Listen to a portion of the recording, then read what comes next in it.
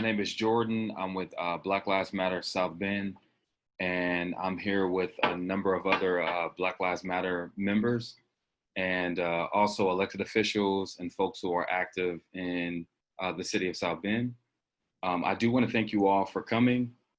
We know that it's a turbulent time right now with George Floyd and everything that's happening in major cities across the country.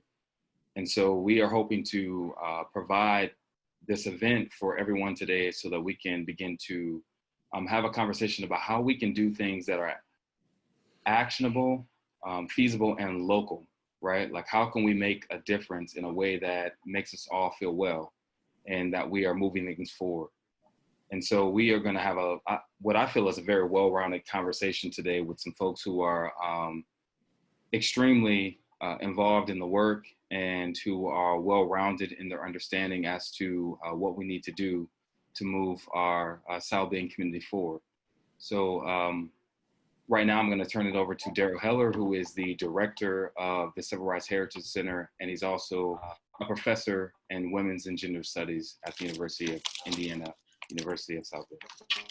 Great, thank you, Jordan. And again, welcome to everyone who's tuning in to this discussion tonight.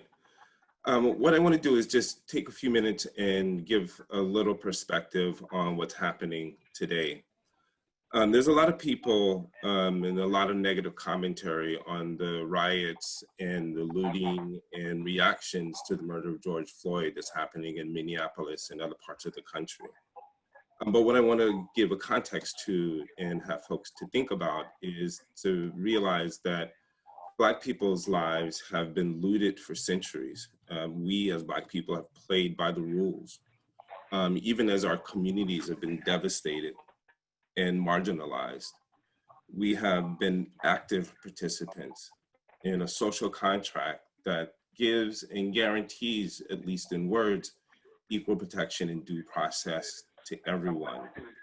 But what we've witnessed time and time again is that those who have sworn to serve and protect us have instead often assaulted and murdered Black people, much of the time with impunity and without any kinds of consequences coming. So when we think about riots, we think about looting, we think about that kind of violence, what we're led to believe is that that is always Black people initiating that. But from a historical perspective, race riots, as we know them, what is often, and certainly when I talk to my students and I ask them to think about what the words race riot, what that conjures up in terms of images, what I often hear is responses that race riots are what happened in Watts or Harlem or Detroit in the 1960s. But what I want to kind of give a perspective to is that race riots historically have been white people attacking Black communities, as happened in Tulsa, Oklahoma in 1921, or in Chicago in 1919, or in many other cities throughout the countries when Black people simply wanting to live their lives have been assaulted and attacked. And again, we all have a civil society because of a social contract that does give, at least in words, the guarantee of equal protection, of due process, and that everyone will be treated equally under the law. But that's been constantly violated when it comes to the Black community. So while riots and destruction of property have people reacting to the current protests that are happening, to those folks, I want to ask, if keeping the peace and playing by the rules haven't worked, what do people have to lose by not playing by those rules? At this point in time, the level of frustration and anger is just one step too far for many people, particularly in a week that comes on the heels of the release of video of Ahmaud Arbery, of Christian Cooper in Central Park, and particularly of George Floyd in Minneapolis, that Malcolm said, not terribly long ago, that the kinds of change that we need needs to happen by any means necessary. And while I, for one, and we don't condone violence and we don't condone the destruction of property, what we do believe very deeply, or I certainly will own that, is that unless and until there is justice, there cannot and should not be peace. So we need to just kind of take that, and as we kind of have our conversation today, and we try to really bring our community together and to put in place some institutions and structures that will guarantee the rights of everyone, that we should think about what does it mean to have peace, and peace cannot happen without justice. So thank you.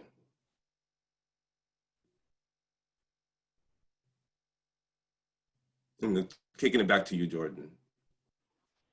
So just moving on with the agenda, we want to talk about some actionable items that Black Lives Matter has been working around. And one of our central demands since the death of Eric Logan on Father's Day of 2019 has been that the city of South Bend should establish a civilian review board.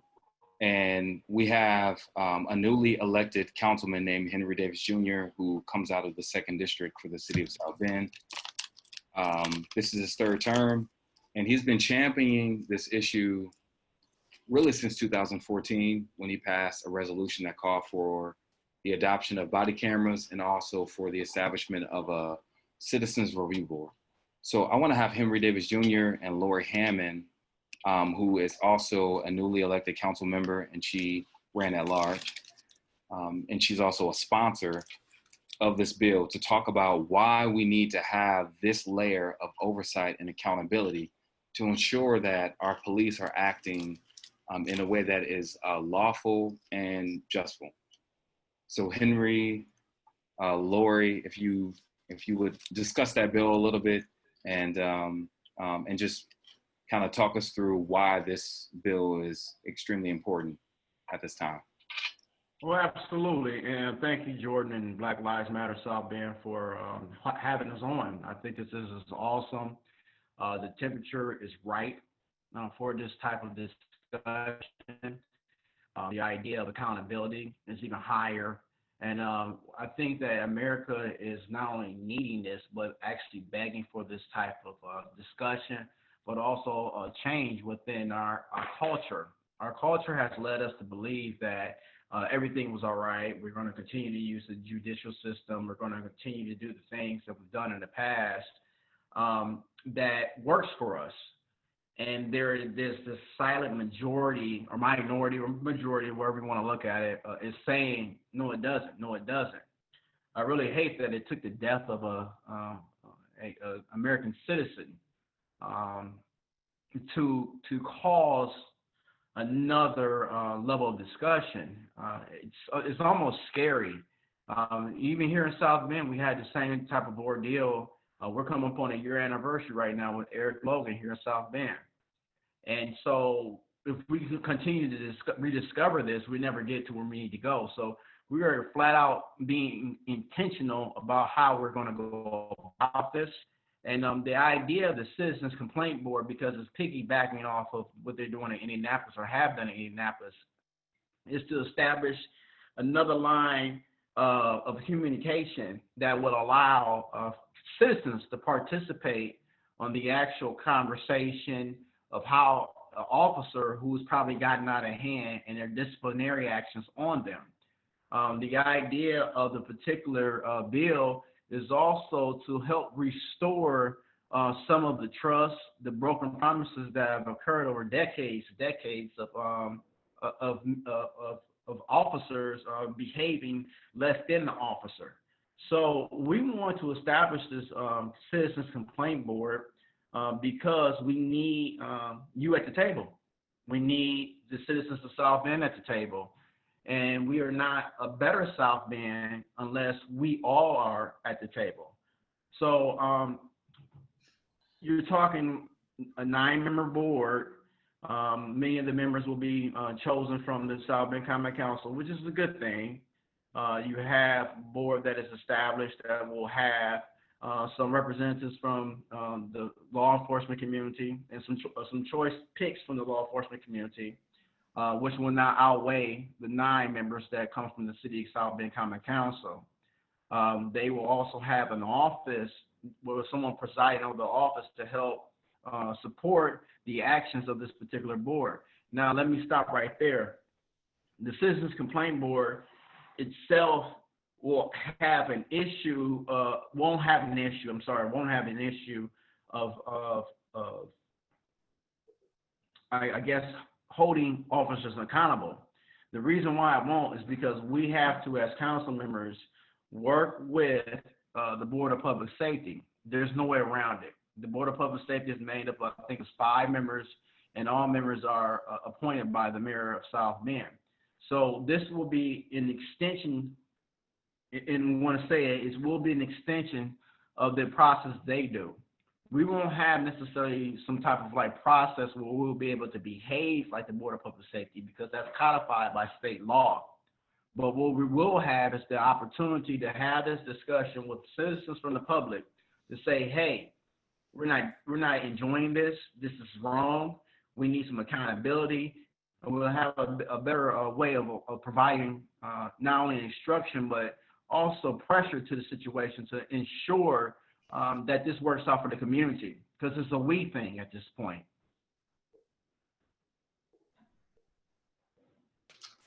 All right, thank you, Henry. I know we have Lori Hammond and Karen White also on the call. Karen, did you want to add anything to Yes. what? I would like to thank each and every one of you for your steadfastness and your commitment to bring justice through education, public safety, and just the entire facet of our lives as citizens within our community, but also throughout the nation. I see this, I was also part of the council when we passed a resolution saying that we needed to have a citizen review board. Likewise, the need for the cameras. I see the citizen review board as bringing a level of public trust. And we know within our community and communities of color, the issue of trust and transparency, as well as accountability, is lacking. And to have this type of structure in place that will have the autonomy to do what the ordinance has will allow it to do is just critical. I think that as we begin to look at where we're at as a nation, and just based on the most recent killing of George Floyd, it really speaks volumes that we have to do it now. Not only with a citizen review board, but as we begin to look at the social injustice that we continuously are impacted, that we've lived, our loved ones and others, that we've got to stand up now, and that this is just one mechanism. I know, Jordan, you had made mention to come up with actionable items. This is just one of those items or movement that we can move forward. It's going to take some heavy lifting, you know, but I think all of us are up for the task. It's needed. The community for years have been calling for such a board, and now is the time. And I tend to believe if we don't do it now, when will we do it? Now is the time.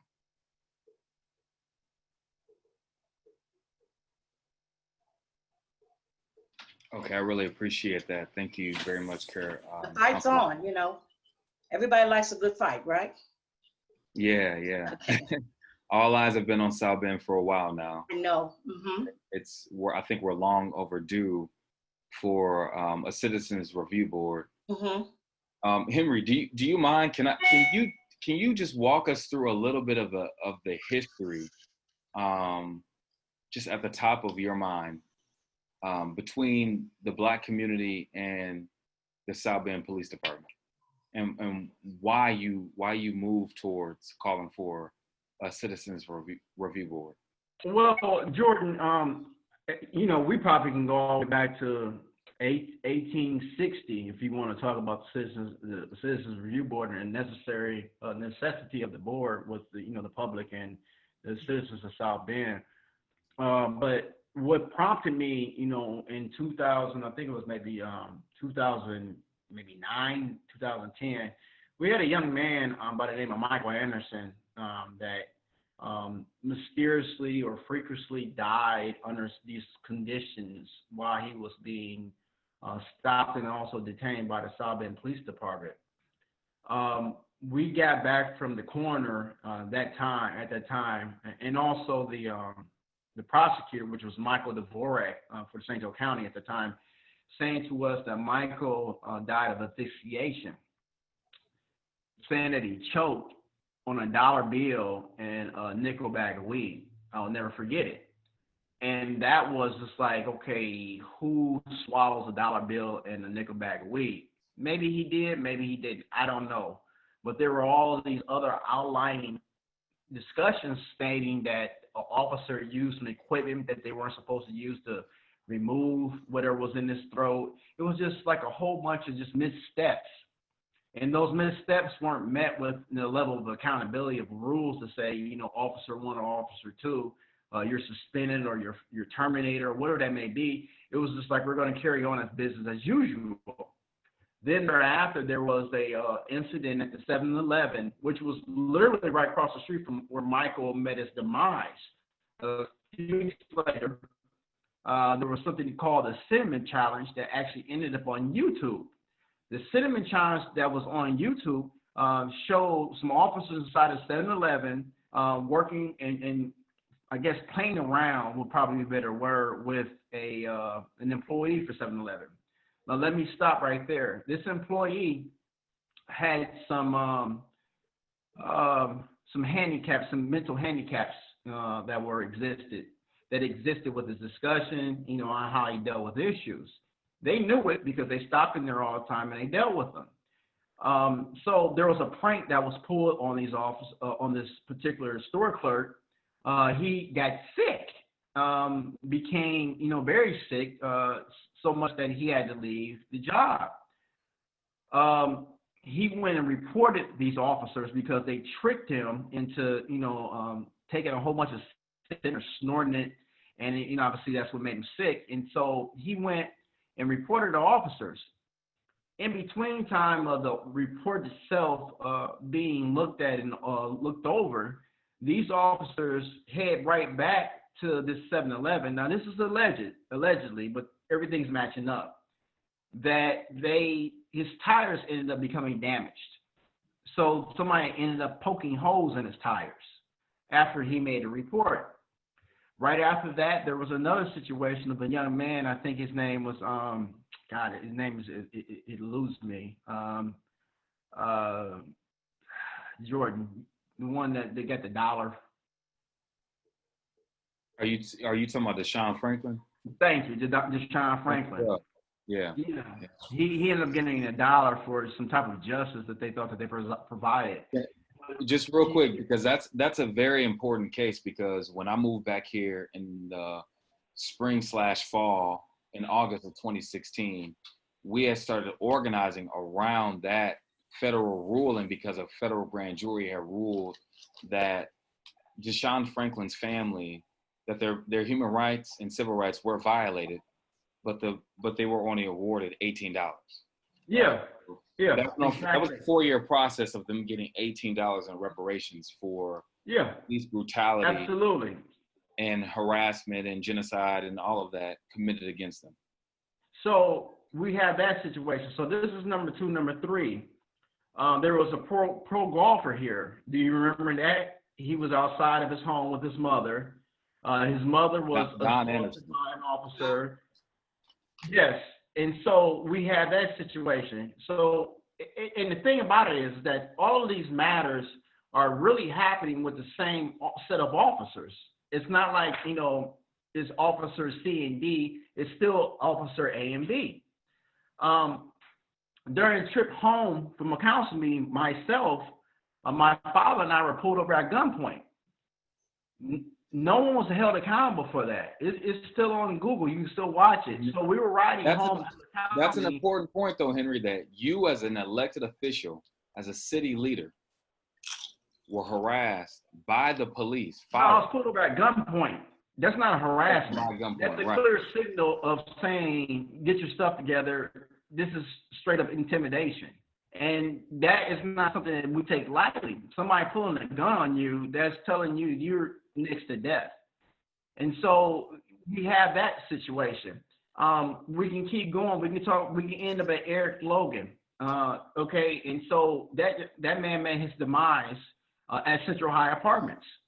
So we have we have this bucket, this large bucket of issues that happen over a short period of time. And these are the ones that are just not being reported. We're not talking about things that happen at, midnight and that, the citizens felt like that they didn't have a chance to say anything or to be heard. These are the ones that are just like in our face. So it was incumbent upon us as elected officials to react properly. And the right reaction is that something is wrong, something needs to be corrected, and something needs to be done.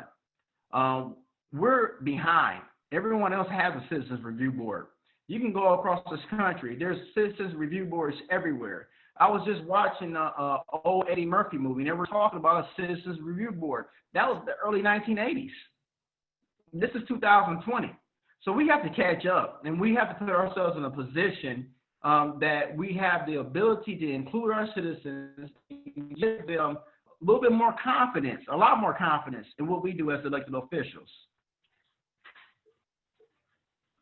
Thank you, Henry. I really appreciate those words, and just for you sharing your story as well. I want to let Lori Hammond speak a little bit before we move on to our next presenter. Lori, are you unmuted? I am. Okay. Thank you. Yeah, thank you. The review board, the Citizens Police Review Board, will allow us to shine a light into what a lot of people feel is kind of this dark, private undertaking within the police department. It isn't going to solve everything. We are going to have, as Karen said, this is a piece of the puzzle. We're going to have to start some conversation around policy change within the police department. There has to be some restructuring that will need to take place. I know the mayor is still working on the matrix, and there are some people that are dead set against the way that that is set up. We need to have, if we're going to take on something like that, it has to be something that the community can get behind. I know when we put the Board of Public Safety in place, everyone thought, this is going to be the answer to the problem. And we find that it hasn't solved all the problems. So there are many pieces to this. This is the perfect time for us to bring the Civilian Review Board into place. But again, I fear it's not going to be the answer to everything. We are going to have some very difficult conversations around police policy. Okay, and just very briefly before we move on to Tiana, can you all talk about what kind of support you need from the community in order to ensure that this is passed in a fair and probably most importantly, equitable way? Jordan, we need the community support. We need your input. We need for you to review the ordinance. And we're using two different words. Some of us are saying a review complaint board or citizen review board. So we will get some consistency with that as well. But based on your experiences, I've been reviewing a lot of citizens review board.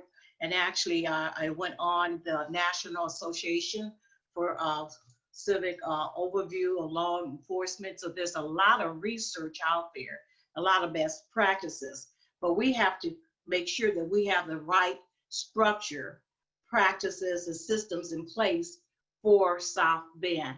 So what we need, what I would say from my perspective, would be your input, your experiences, review of what we have, how make sure that we have the right people at the table and the level of conversations and what that should look like. Because when we come out, we want to have the very best product as possible so that we can move forward. And it's not just at this end, but all the way through the process, during the process, and thereafter as well. Because I can see other pieces that will have to come out of this particular ordinance. Okay, just to That's answer. what I see. Thank you, Karen.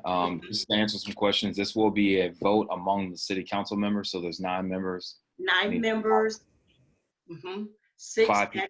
6 from a district and 3 at large. And so that You need 5 votes. You need 5 for majority. Right, in order for it to pass. So Yeah.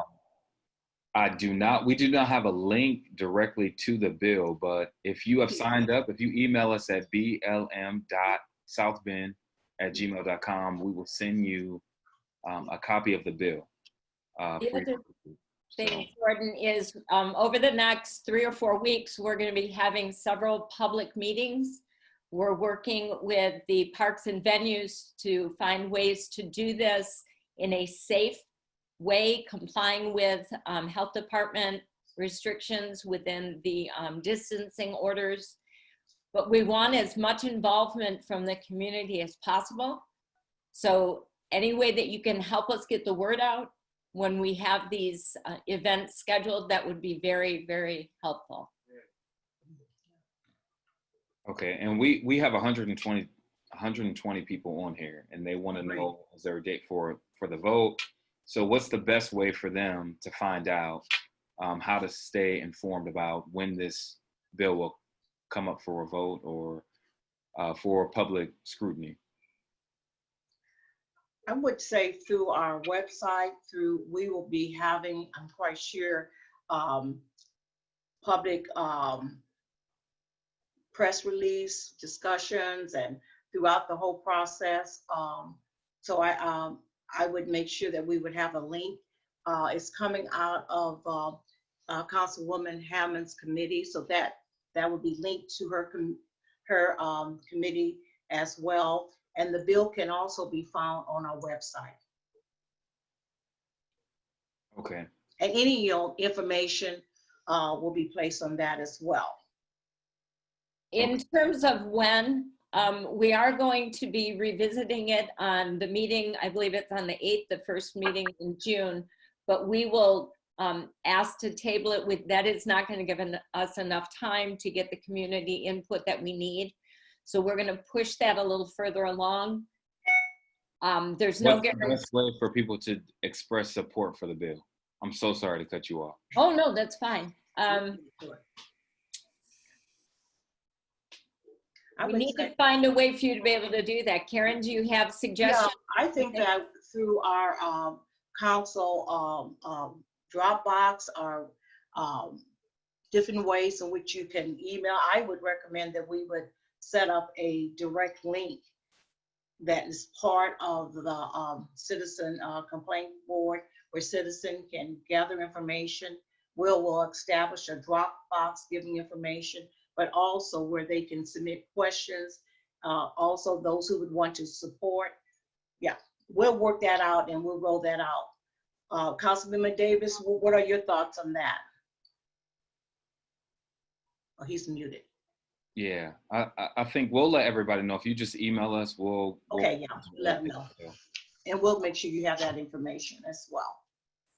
Yeah, I want to thank you all very much because that was one of our critical demands last year, that we have a way for civilians to be able to look at what officers are doing and to have a mechanism by which they can file complaints. So we appreciate all of you, the 3 of you especially, for putting that bill forward. And we will make sure that we have folks keeping up, watching what's going on as it moves to the legislative process. So thank you. There's one other person that I want to also introduce. Her name is Tiana Batiste. I'm rushing just a little bit here.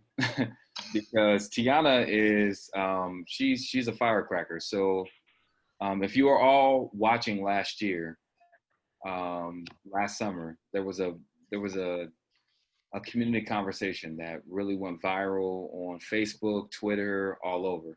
And it was recorded by CNN, and it was Tiana really pressing Mayor Pete. And she was talking about this IDI test, which is stands for Intercultural Development Inventory test. And she is an administrator and expert on really applying that test and analyzing the results. And so we have her on here because she's doing some important work in our schools, and she's been an important advocate and activist out on our streets. And I want to welcome Tiana onto this call so she can talk to us about one of our other demands, which is that the city of South Bend look towards implementing an intercultural competency exam, be it a cultural competency exam or an intercultural competency exam. We want to make sure that we are looking at the mindset of our officers. And Tiana is an expert in our community on that issue. And so I want to welcome her to the call. Thank you, Jordan. Thank you very much. So excited to be here. Thank you, Black Lives Matter South Bend, for all of your efforts in continuing the right fight, what I believe to be the right fight in this muddy latter day of the law is what I call it. But again, I appreciate all of you for allowing me to have a voice today. And I like the title Firecracker because I can't control it. I try. That's the passion in me. You know, it's who I am. And, you know, not only am I an educator and I fight that system, I really truly believe that my fight is this fight as well. And so I do find that the emotion just comes out. So I appreciate that title. I'm going to carry that forward with me. But I am actually representing myself from my consulting business, which Jordan did speak to already. I am a IDI qualifier, which is the Intercultural Development Inventory tool that is used to help identify predominant mindsets of individuals. And just listening to everybody else that has already gone, I mean, you know, we talk about the comprehensive understanding of why we are fighting this fight.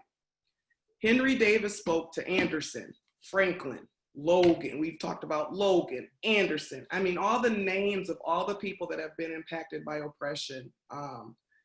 We have to make sure that our foundation truly understands that fight before we can talk about policies, before we can talk about a matrix, before, I mean, it kind of is, it's simultaneous, it's side by side, but it's really important that we all have that comprehensive understanding as to why we are here today. And the reason why we are continuing this fight is because if you look at the last 10 years and you look at our community and you look at South Bend Police Department, there have been too many red flags that have gone up that just make us say, And so the one thing that I want to express is that when we have problems of this nature, it's important to look at change in two ways. Two ways. Change is adaptive and change is technical. And a lot of times we find that we want to focus on the technical changes. We need to add this new law. We need to put this new piece into the matrix. We need to do the things that are kind of the easier pieces to do, the technical changes, change in policies. We always focus on the technical. But what I keep hearing from Lori or whoever it was that just spoke previously, this work, you know, we've made these technical changes, but we find that this work is still, something still isn't happening. And it's because we're overlooking the adaptive change. And that's where I come in as the IDI qualifier, or anybody that's a qualifier of the IDI. The tool is used to determine people's predominant mindset. How are you coming to the table every day? What is your worldview? What are your life experiences that make you who you are? Because whatever that is, that's going to determine the choices that you make when it comes to making these policy changes. And so it's important that we look at change as twofold. We are trying to change the culture of South Bend for the sake of those that are oppressed right now. Karen talked about trust. I haven't had trust in a long time. The culture of this community for people of color There is no trust, so it's time to change the world views, change a different set of eyes, so that when we come to the table, we are thinking about all the people that are important in this community. And so moving on, because Jordan, you gave me 3 questions. Am I okay to keep going? Because mine's a whole, I can just keep it moving. Say yes? Yeah, I want you to hit on the conversation with Mayor Pete when you propose I'm this going to. idea. That's what I'm asking you. Can I keep it moving? And Am I okay? yeah, people have Okay, questions so- also about, can you discuss the data that shows that the idea Yes. Okay, so here we go. Thank you. I just want to make sure I'm okay. You signal me if I need to stop, okay? All right, so, okay, so we talk about there's 2 types of changes. Again, our community policymakers, politicians in our community, we're trying. We're trying to look at the technical, we're trying, but we are overlooking the adaptive. And so last summer, when Eric Logan unfortunately lost his life to another red flag, because again, our trust is broken in our community. Regina Williams and I just decided just in conversation, let's challenge our community. We know that there's people in South Bend that want this work. We know there's people that want a community where people of all races and backgrounds and beings can come and feel included. We want this. And so we challenged 100 people in South Bend to take the Intercultural Development Inventory so that we can show Mayor Pete at the time that this data can be given back to you quickly. And then now you have some true, accurate, reliable, valid data where you can tailor what you're doing in your community for the sake of the people and their needs. And so our goal was 100. We had 60 people participate. We had 11 Black males. We had 10 Black females. We had 1 Latinx female, 3 female that did not identify with a race or ethnicity, 24 white females, 9 white males, 2 white that did not identify with the gender. As far as where they lived in our community, they lived in all pockets of this area, Granger, Mishawaka, Northeast, Southeast, West, whatever. They were all over, these 60 people. They all took the Intercultural Development Inventory. And what we found as that group is that with the Intercultural Development Inventory, it places your worldview on 5 different mindsets. Denial, which you know that there's differences, food differences, little language differences, but when it comes to true deep differences, I don't want to deal with it. I'm going to push that over to the side. Polarization, where there's judgment. Either you judge people that are different than you or you judge people of your own kind. Minimization, where we don't see color, we just want to focus on the commonalities. We're both humans, we both just want to be happy. Acceptance, being able to know that there's differences and being okay with those differences and accepting that people may talk different, respond different, conflict styles, may do things just different, accepting of those differences. And then adaptation is where we really want to be if we want to be an inclusive community, where we are able to adapt to differences, things that I might change up how I talk in this moment because I'm in this different setting and I'm adapting to the culture that I'm around. And so when we did this IDI pilot with the 60 people shooting for 100, but we got 60 to participate, 75% of the people that took the assessment in our community, and this is key because we're talking about policy changes. We're talking about doing things with the South Bend Police Department, maybe in the court system, I don't know. But out of those 60, this is just a pilot, 75% of those participants fell in the worldview of minimization. Minimization, which means again, they highlight commonalities, and when it comes to differences, they sometimes mask those differences and they might miss key moments that can make or break a decision. And so most of our mindsets were in minimization. And so again, when it comes to the dominant group, there's just so much to this work. There's just so much to this work. 13% of the people that participated fell in that polarization and denial mindset, and 11% fell in acceptance or adaptation. And that's out of the 60 people that took that assessment. And so a majority of the folks, 88% fell in minimization, polarization, denial, and we're trying to be an inclusive community. We got to get more people into that acceptance range in order to make decisions that are equal for all. And so this information was presented to Mayor Pete. We went to him, We had a presentation. We showed him the data. We said, these are the 60 people that took the Intercultural Development Inventory. This is where they live. Everything I just shared with you is what we share with Mayor. He then asked me to do a proposal. I did a proposal for how much it would cost to give the entire assessment to the South Bend Police Department so that they can begin to train. I'm sorry, what? How much was that cost? Because I'm getting there. You cutting me off. I already got all this planned, man. I'm good. I'm getting there. Here we go. I'm gonna get there because I'm gonna make a point, and I'm gonna need you to come in at the end because I don't know if this part is true. Firecracker. I'm gonna remember that. So anyway, so went to him, gave him a proposal to do the entire police department. It cost approximately $57,000 to do the entire police department. Gave that proposal to him. Didn't hear back from him until we did another demonstration, and I got an email that they responded and they received it. But then check this out. They ended up going with an outside agency and spent about 160, I don't know, somebody correct my dollars, but they went to an outside agency. And I know you guys, if you go back to the Tribune, it's in the Tribune when Mayor Pete was there, hired an outside agency, spent more money, 2 times more than what it would have cost to already have the data. And then that agency ended up telling them, because they found out that we might consider the IDI, to go ahead and move forward with that because it is actually a reliable tool that's valid and that can really help reorganize our departments. And so, and actually, Tiana, I'll just chime in. From what I heard last time, we have not received the official report yet from that organization.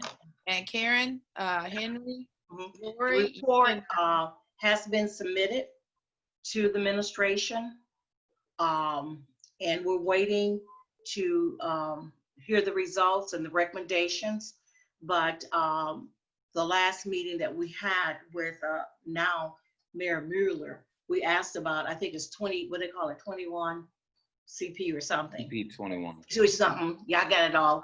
And so the report, they have completed their discussions, their interviews, and they have listed a number of recommendations.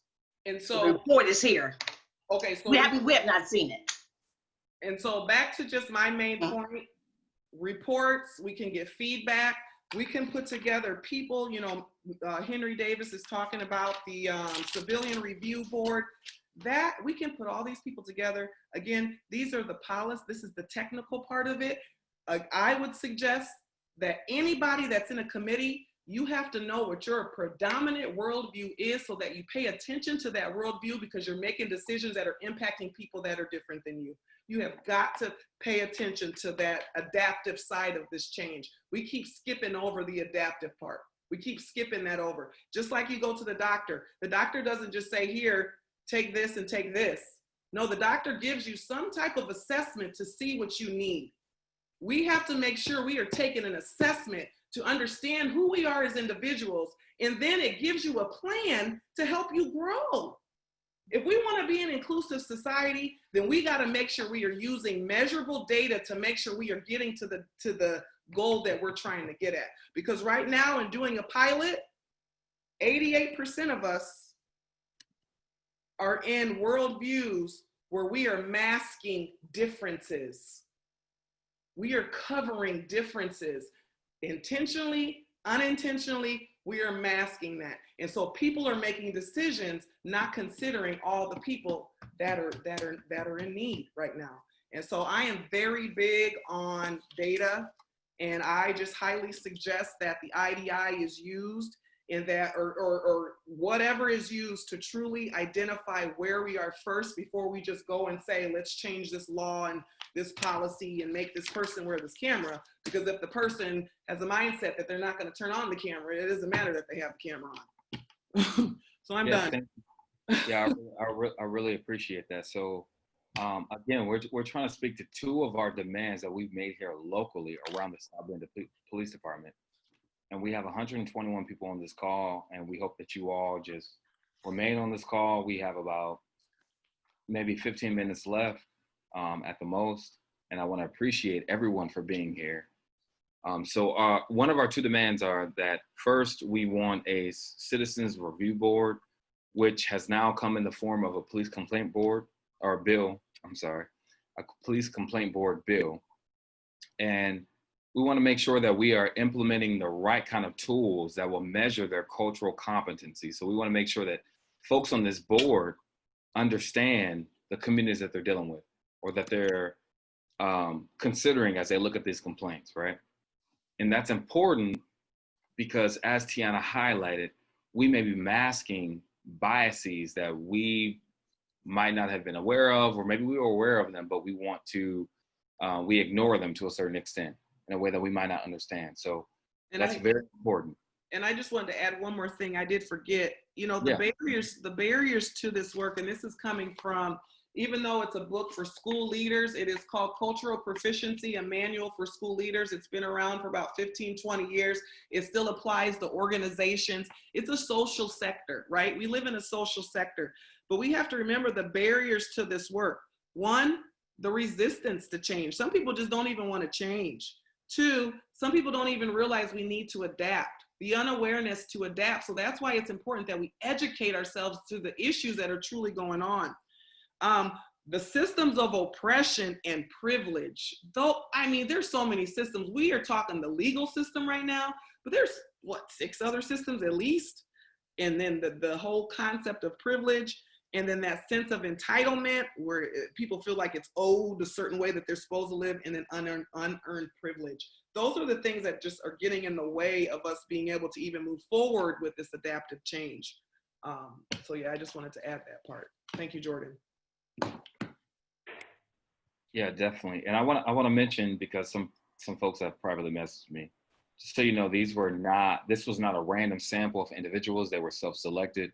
So we had just essentially asked for folks to volunteer on Facebook by way of email to take this IDI test, so that we can get an understanding as to how quickly and efficiently this test can be conducted.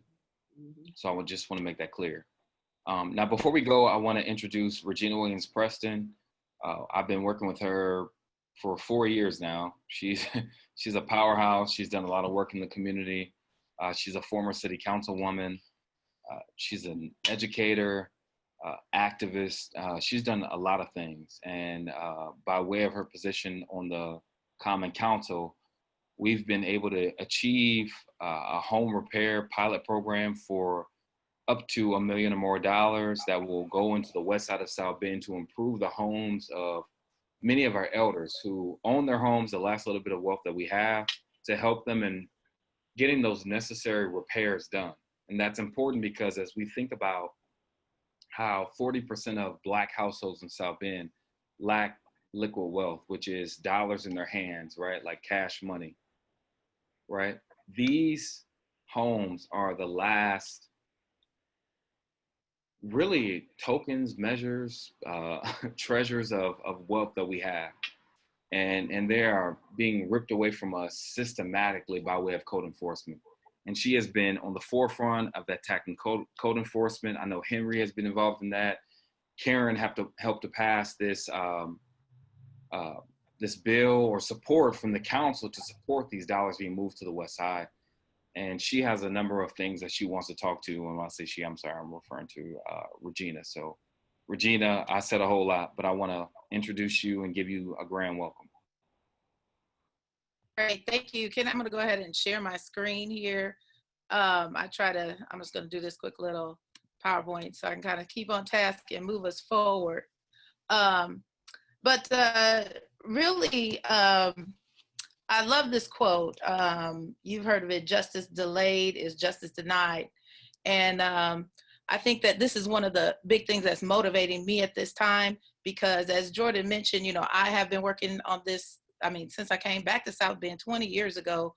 And I know, for example, Olitha, who I think she might be on the call. I'm not sure if she dropped off, but you know, she's been working in the schools for even longer than I've been back here.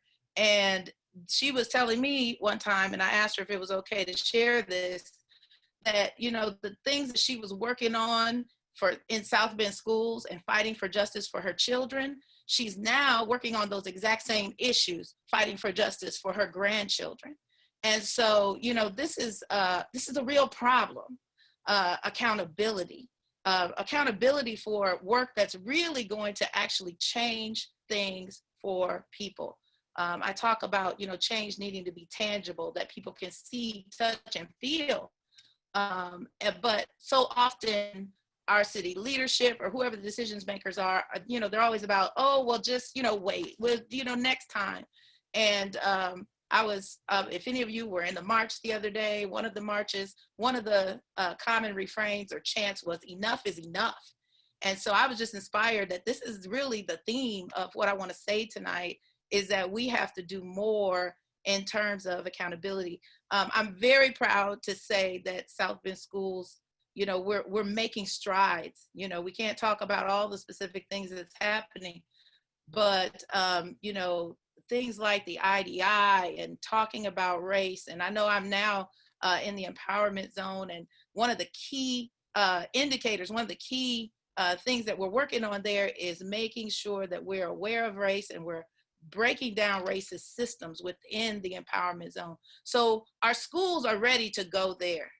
And I have to say that my experience is, we've been under the thumb and under the scrutiny of the Department of Justice for a long time, since the consent decree in schools. But it isn't until most recently that scrutiny is becoming very real.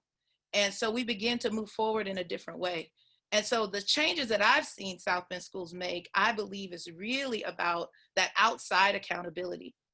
And so for me, one of the things I believe we need to begin to do is bring in the Department of Justice to help us reach those areas that we're afraid to go to. And sometimes we need a little more incentive.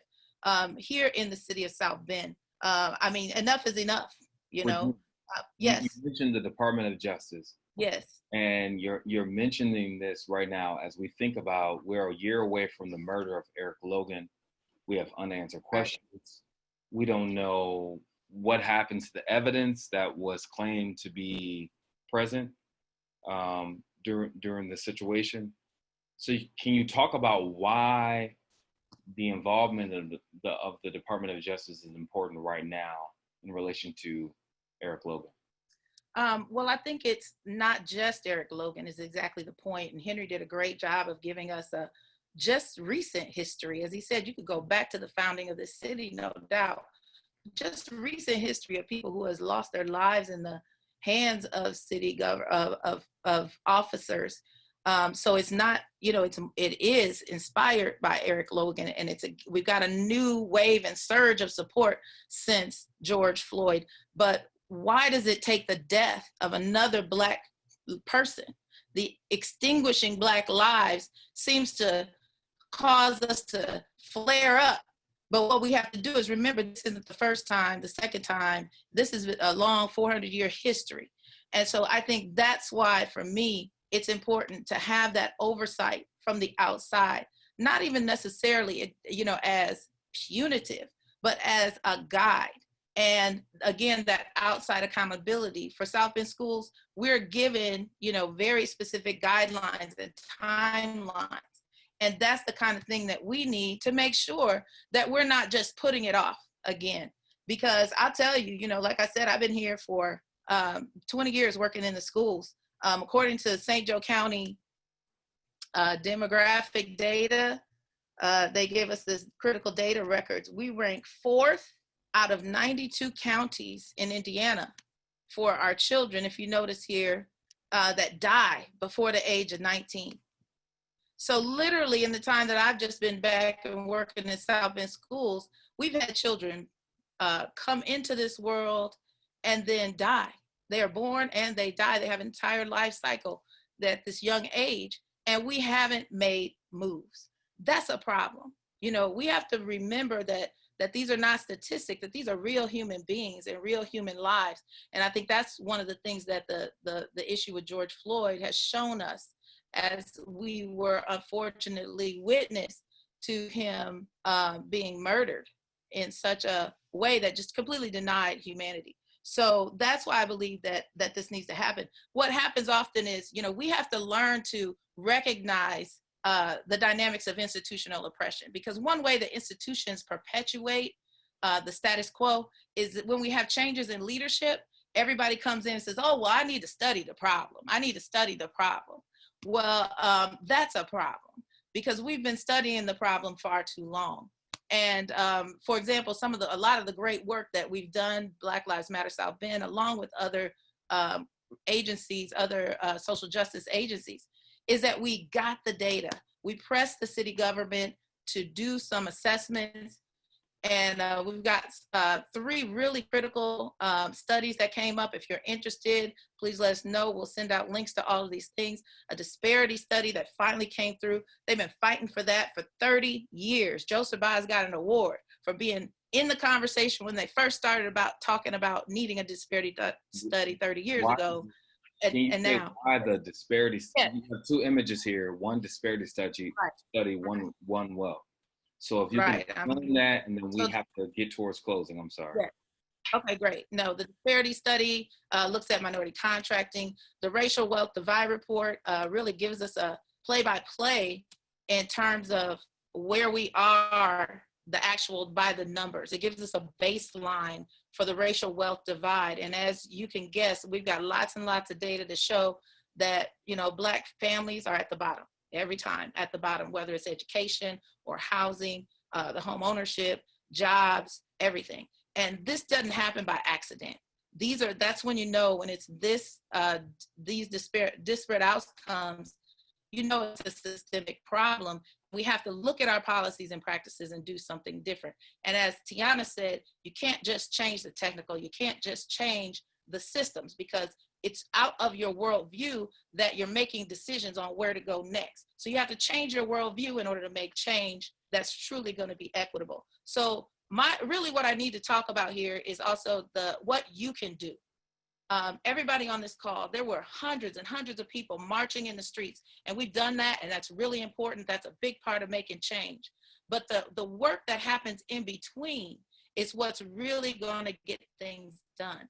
And so there's 2 things. We have to begin to envision a Black future and actually build a Black future, a future for Black people in South Bend, because right now our data shows that we're on the outs. We're on the way to extinction in South Bend, whether it's gentrification or health or violence, all of these things.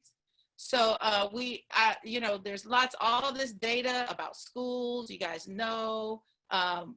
This is some information from the Racial Wealth Divide report. We can give you links to that.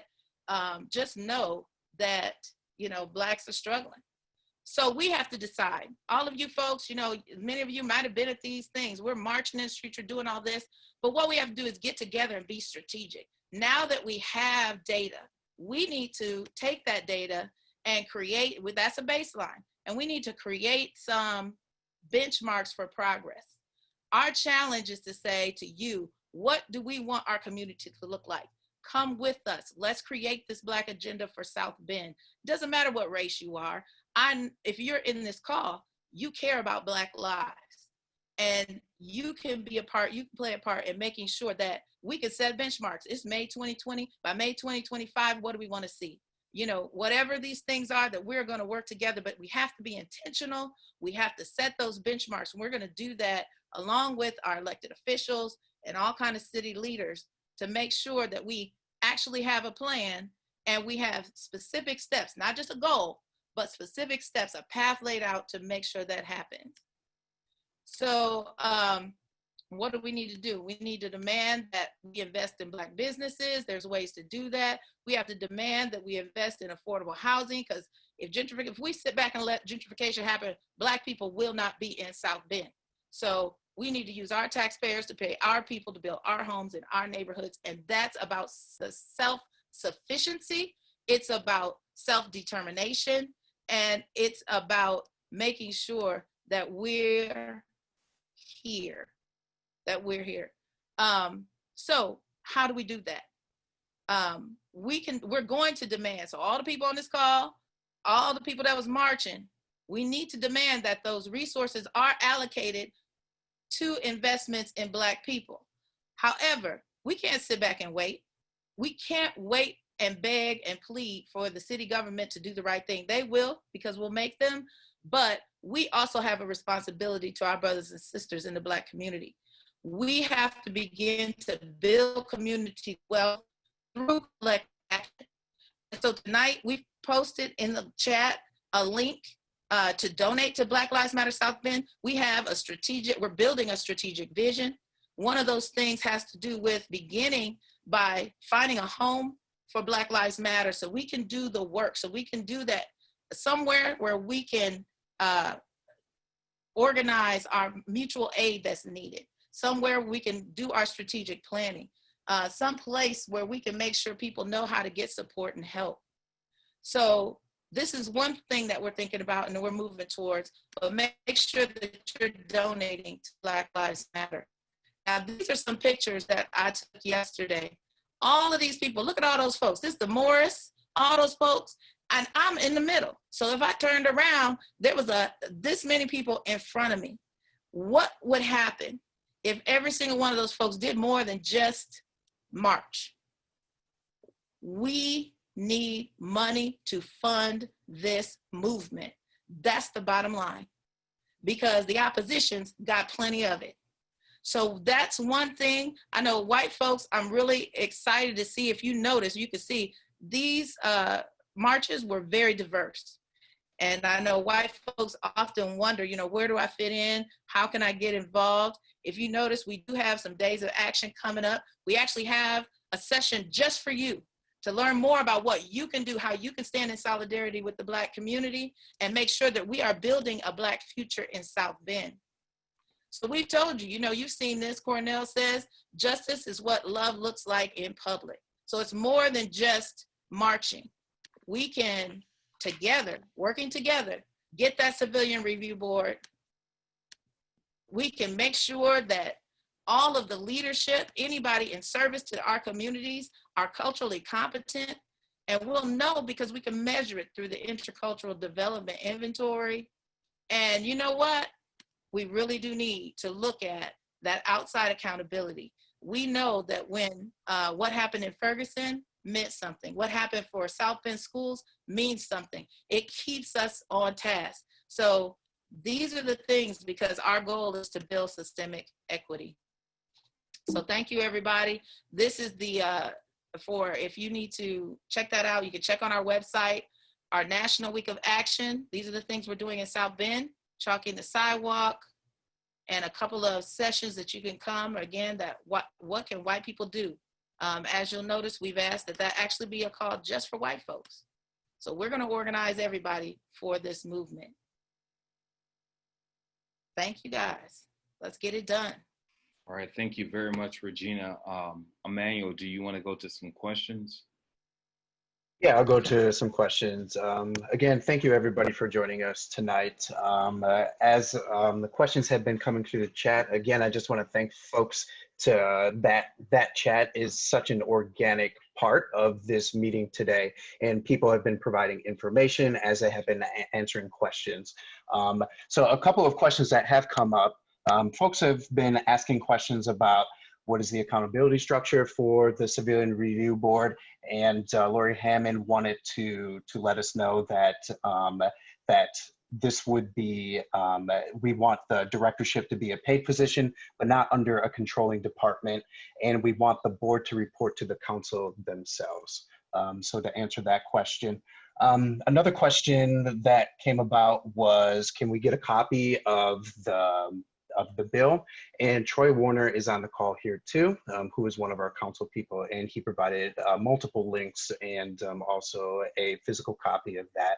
So if Troy, you're out there and if you want to post that link again so folks can take a look at it, that would be fantastic. But thank you again for posting that earlier in today's meeting. And then there is a question for Tiana based on the, for the IDI. And folks want to know, are there any legal barriers for utilizing the results that you came up with right now? So Tiana, could you answer that question? When it comes to the group results, those can be shared with anyone. The individual results are kept confidential, and I would have to get a release from the individual in order to use their information, intentionally or directly, or to name them. But the group results, no, there are no reservations there. And that's come up when we proposed this initially. Emmanuel, can you talk about the scientific basis for those results being shared? Oh, for those results? Yeah. So what Tiana did, I'm a graduate student in the sociology department at the University of Notre Dame, and in quantitative research or qualitative research like this, a random sample is what we want to get for any sort of, to make any scientifically accurate information or statements. If we were to do the police department, and if everybody does it in the police department in a census sort of form, in a census sort of way, then that would be okay. But in a pilot setting, it is perfectly fine to do a snowball sampling such as what Tiana and Regina and Jordan did. So it gives us some information that we can then go with. But that's not to say that it isn't important information, because as Tiana was saying, the minimization is something that is very common when we look at where people are at in terms of their intercultural work. So, Jordan? Yeah, thank you, Emmanuel. Are there any more questions or comments? Well, I would like to interject here at this moment, if it's allowed.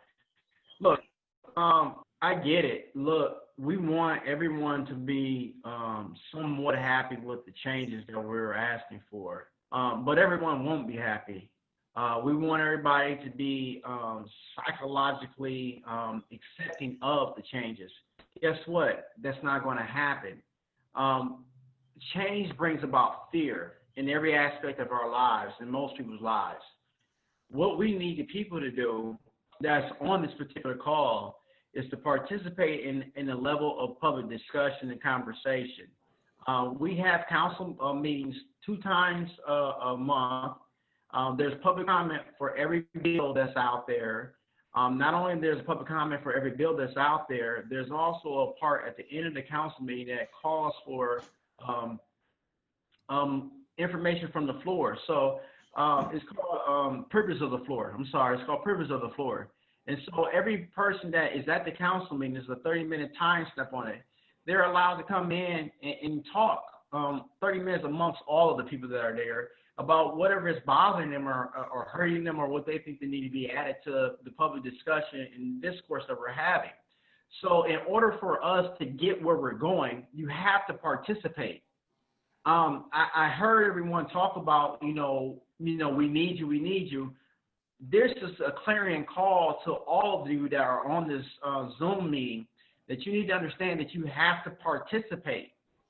There's no way around it if you're trying to get to where we're going or where we are chartered to go. So your voice, understand, closed mouths never get fed. So you have to participate. I'm going to keep saying that. You have to participate. And there's opportunity during public discussions, public meetings, for you to participate. This is not a game for those who are slow to speak or scared to speak. You have to be bold. You have to walk in boldness. You have to demand these things at these public meetings. I appreciate everyone that's on this call. Thank you for allowing me to even express myself the way I have. I love you all. I love South Bend. We will make this community a better place for us all, but we have to, and I'm going to say it again, we have to participate. Hey, thank you, Henry. I appreciate that very much. And I just want to remind everybody that we have as we close, that we have a chalking event this Wednesday at 6 p.m. And we're going to meet at the County City Building, which is on Lafayette Boulevard in downtown South Bend. And we want you all to come out. Please chalk the name of a Black person who was murdered by a police officer. Chalk how you feel. Chalk Black Lives Matter. Just whatever you feel in that moment, so that you feel empowered and that you feel involved in what we are trying to accomplish and in the movement that we're trying to build. So I just want to thank you all for being here, because it means a lot to all of us. And as Henry said, we all need to get involved. We need to show up to the meetings. We need to follow the emails, follow the Facebook pages, everything that was lined out for you all, because it matters. So I want to go to Kat, and we're going to close this out with the Asada as we do every Black Lives Matter South Bend meeting. And I hope that you all feel inspired and empowered as you recite these final words. And I just want to give a special thanks, you guys, to these young men who came out to help support us today. Black Lives Matter. Black Lives Matter. They were so effective in the community and canvassing and getting the word out about the polling changes. So thank you, guys. We're going to see you tomorrow. Yeah. All right. Okay, thank you very much, Kat. I really appreciate that. Kat is a member of Black Lives Matter South Bend and has been a very strong force, particularly in the northwest side of South Bend. She's done incredible outreach, and I just want to express my appreciation for all that she's done in that neighborhood and for this, for our organization. I want to thank you all for being here, and please email us at blm.southbend@gmail.com, or you can follow us on Facebook at Black Lives Matter South Bend. Thank you all for being here, and Manuel, will you go ahead and close the session? Thank you.